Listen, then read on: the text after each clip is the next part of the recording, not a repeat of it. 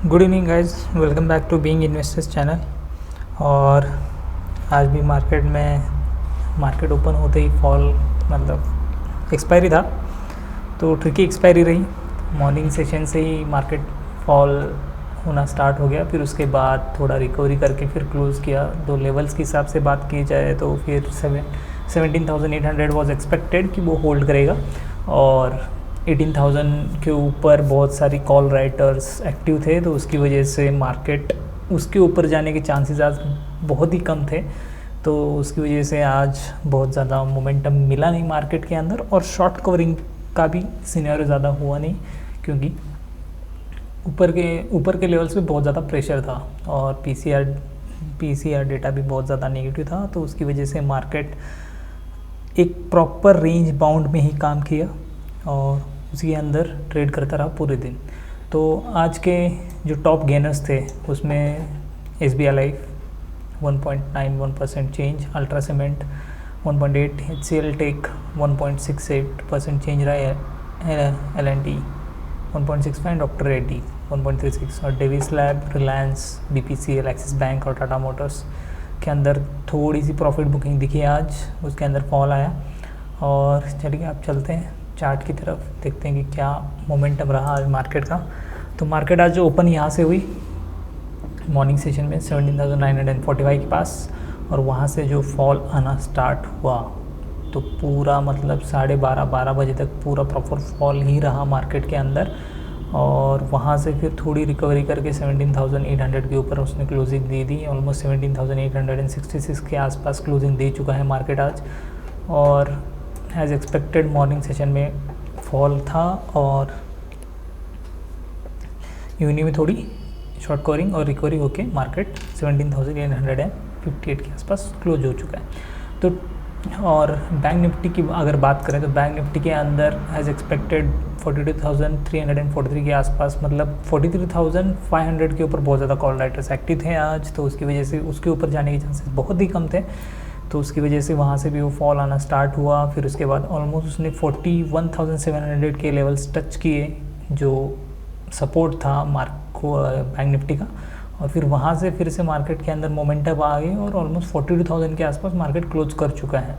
Almost means अभी ऐसा scenario बन चुका है कि एक स्ट्रॉन्ग सपोर्ट के ऊपर मार्केट ने क्लोज दिया है, और यहाँ से अभी सिनेरियो देखना पड़ेगा कि बजट तक क्या मोमेंटम हो सकता है मार्केट के अंदर, क्योंकि प्रॉपर एक अच्छा वाला सपोर्ट है निफ्टी का भी 17,800 के आसपास, और बैंक निफ्टी का भी सपोर्ट है 42,000 के आसपास। तो यहाँ से क्या सिनेरियो बनेगा उसके ऊपर डिपेंड करता है।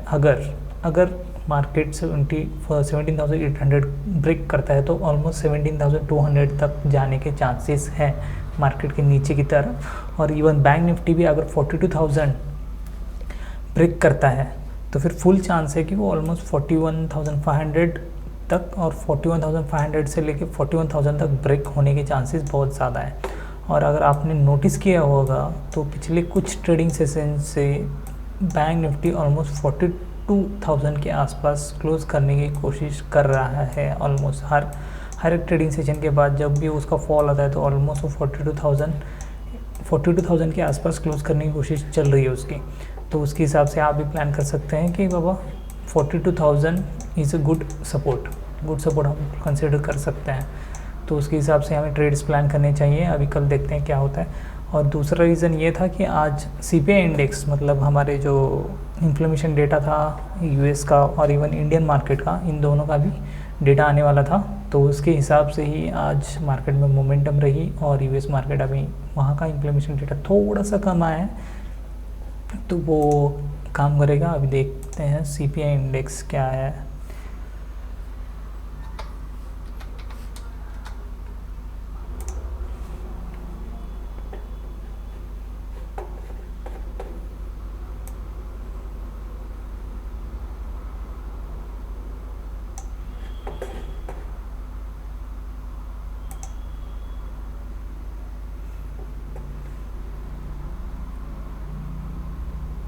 CPI इंडेक्स देखा जाए 0.1% से नीचे हो चुका है, लेकिन जो अपना दूसरा जो इंडेक्स है वो 0.03% से बढ़ चुका है।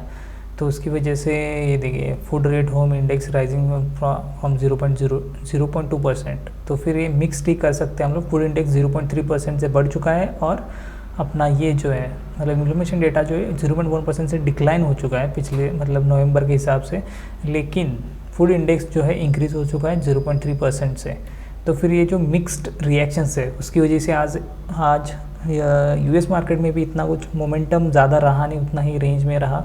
तो अगर हम लोग अगर हम ये देखें यूएस का नास्डैक, तो नास्डैक के अंदर इतनी ज़्यादा मोमेंटम हमें मिली नहीं है, वो भी थोड़ा सा उस टाइम पे थोड़ा सा फ्लक्चुएट कर चुका था, एकदम से फॉल आया उस टाइम पे। देखिए 7 बजे वो 11,022 के ऊपर था, फिर वहाँ से सीधा वो जंप किया 11,500 के आसपास, 11,506 के आसपास गए, फिर वहाँ से वो रेंज बाउंड हो चुका है, अभी इसी रेंज में ट्रेड करेगा। तो फिर जब तक ये रेंज बाउंड है तब तक मार्केट ऐसे ही चलती रहेगी, कुछ इतना मोमेंटम होने के चांसेस बहुत ही कम है, अनलेस एंड अनटिल कोई और दूसरी चीज़ इसको ट्रिगर करे मार्केट को, या तो अपर साइड या डाउन साइड के लिए। तो जब तक ये मेंटेन करके रहेगा तब तक इंडियन मार्केट्स में भी हम लोग यही सोच के चल सकते हैं कि वो भी रेंज बाउंड ही रहेगा, ज़्यादा उसके अंदर मोमेंटम होने के चांसेस बहुत ही कम है।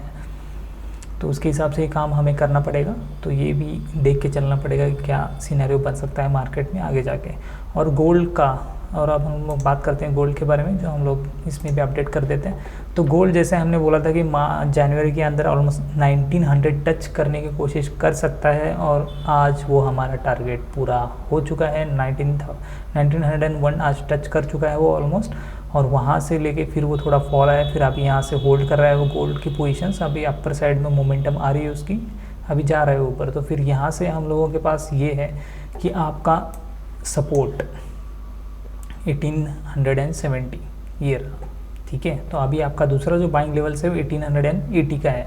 यहाँ पे आप एसएल रख के बाय कर सकते हैं इस पोजीशंस के ऊपर, और अपर साइड में अभी आपके लिए प्रॉफिट बुकिंग जोन है 1901, और जो वीकली बेस पे एक रेजिस्टेंस है वो है 1909 के ऊपर, और वहाँ पे ब्रेक होने के बाद वो सीधा जाएगा 1919 के आसपास का एक दूसरा एक रेजिस्टेंस है, और वो ब्रेक होने के बाद सीधा जाएगा 1955। ये लेवल्स ध्यान में रखें, यहाँ से ऐसे मोमेंटम मिल सकती है। और अगर जनरली बीच में एक बार अगर फॉल आने की कोशिश हुई मार्केट की, तो मोस्टली एक्सपेक्ट करो कि आप 1879 या 1880 के आसपास आपको बाय करने की पोजीशंस मिल सकती हैं लेवल्स नीचे की तरफ। तो उसके हिसाब से आप काम करें, और ऐसे ये रख के आप काम कर सकते हैं, ठीक है। और रेजिस्टेंस साइड में 1885, तो अभी के लिए अगर मैं पोजीशंस लेने का सोचूं तो फिर मैं 1885 का लेवल्स रख सकता हूं सपोर्ट, एज ए सपोर्ट पकड़ के, या फिर 1880, जो भी आपको ठीक लगे, जिस हिसाब से आपको काम करना है उस हिसाब से आप काम कीजिए। ये आपको लेवल्स पे काम कीजिएगा प्रॉपर। और आज के लिए तो मतलब 1900 तो टच कर चुका है, तो फिर यहाँ से आगे 1910 का रेजिस्टेंस है, वो अगर होल्ड करता है तो फिर सीधा वहाँ से 1955 तक के लेवल्स हमें मिल सकते हैं, ठीक है। तो उसके हिसाब से काम कीजिए। और बाकी अगर मेरे एफर्ट्स आपको अच्छे लग रहे हैं तो फिर please like, share and subscribe to my Being Investors channel. और सॉरी, बस इतना ही आज के लिए। This is Being Investors signing of.